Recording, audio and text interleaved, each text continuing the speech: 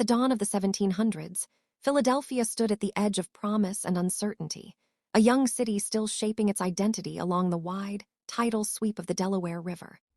Founded only a generation earlier by William Penn, it was neither ancient nor grand, but it carried an ambition rare in the colonial world.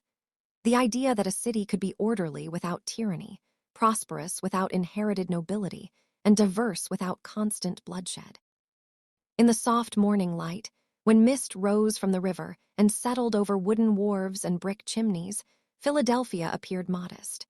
Yet beneath that restraint lay a restless energy that would define the century to come. Geography shaped everything. The city stretched between two rivers, the Delaware to the east and the Schuylkill to the west, natural highways that connected it to the Atlantic world and the interior frontier. Streets were laid out in a rational grid, an unusual sight in an age of tangled medieval towns. Chestnut, Walnut, and Market streets cut clean lines through the settlement, while alleys and courtyards filled with the sounds of carts, animals, and voices from many lands. The air carried mixed scents: damp wood, river mud, fresh bread, and increasingly the sharp tang of iron and pitch from shipyards. Politically, Philadelphia was an experiment. Penn's vision of a holy experiment rested on tolerance and negotiated coexistence. Quakers held influence in government, their plain dress and measured speech setting the tone of civic life. They opposed standing armies, distrusted grand displays of power, and preferred compromise to coercion. Yet their ideals existed alongside the realities of empire. Philadelphia was still a British colonial city, subject to royal authority, imperial trade laws, and the shifting priorities of London. This tension between local autonomy and imperial control was quiet in the early years, but it was already present, like a distant rumble beneath calm ground. Daily life unfolded at a steady human pace. At dawn, church bells and meeting-house calls mingled with the creak of wagons rolling toward market stalls. Farmers from the surrounding countryside arrived with produce, grain, and livestock, feeding a city that grew faster each year. Artisans opened their shops: carpenters, coopers, printers, silversmiths, each trade contributing to a web of interdependence. Apprentices swept floors and stoked fires, dreaming of the day they might open shops of their own. Women managed households, ran taverns, sold goods, and in many cases kept family businesses alive in the absence or death of husbands.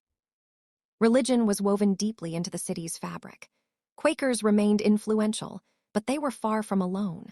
Anglicans, Lutherans, Presbyterians, Mennonites, Catholics, and Jews all found space in Philadelphia. Meeting houses, churches, and synagogues rose within walking distance of one another, creating a religious landscape unmatched in the colonies.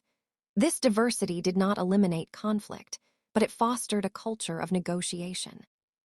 Faith shaped morals, education, and charity, reinforcing the city's reputation as a place of conscience and debate rather than force.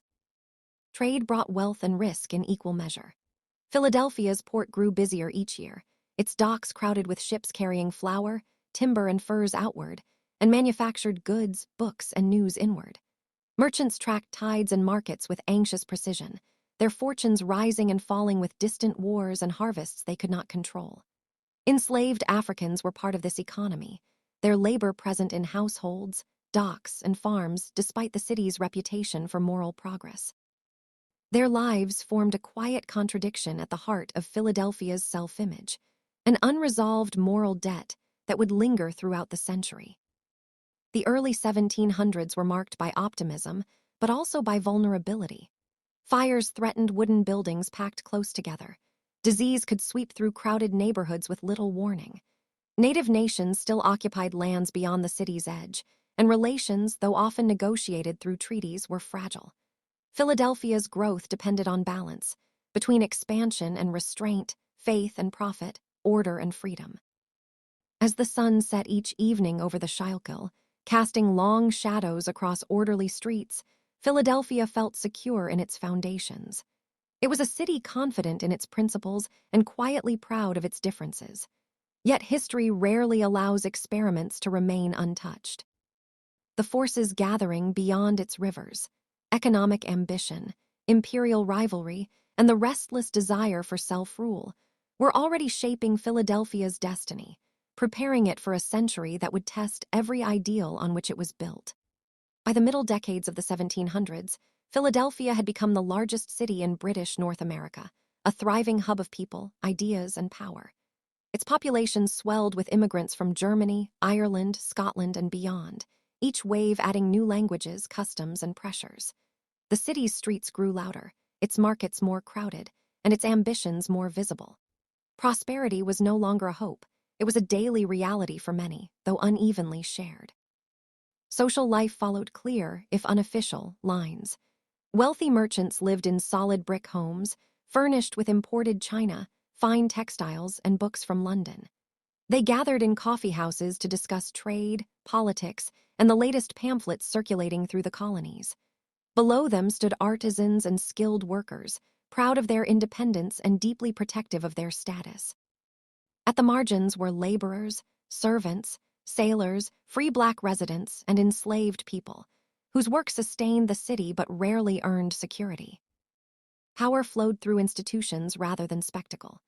The Pennsylvania Assembly debated taxes, defense, and trade, often clashing with royal governors sent to enforce imperial priorities. Quaker reluctance toward military spending caused friction as wars between Britain and France spilled into North America. While other colonies raised militias and built fortifications, Philadelphia hesitated, torn between pacifist ideals and the realities of frontier violence. This internal conflict revealed a deeper question.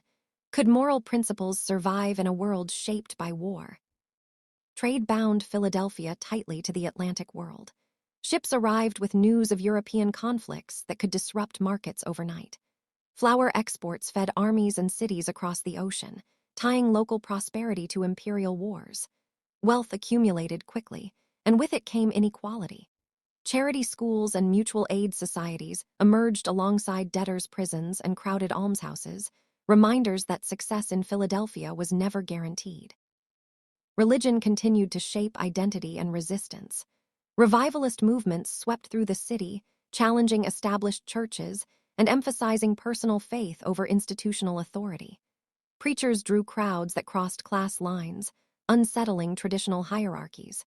These gatherings were not merely spiritual events, they were rehearsals for dissent, teaching ordinary people to question authority and trust their own judgment.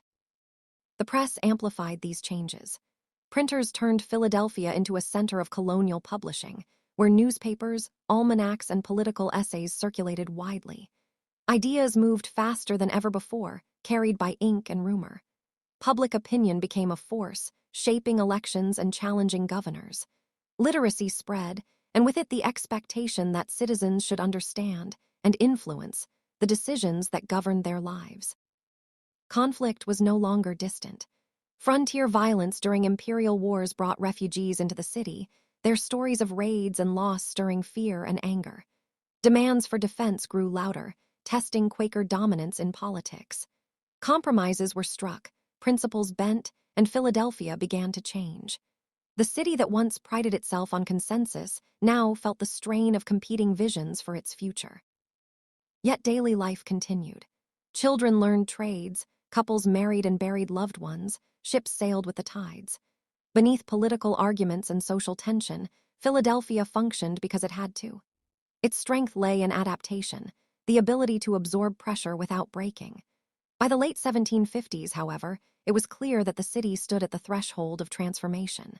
The balance that sustained it was shifting, and the consequences would soon reach far beyond its streets.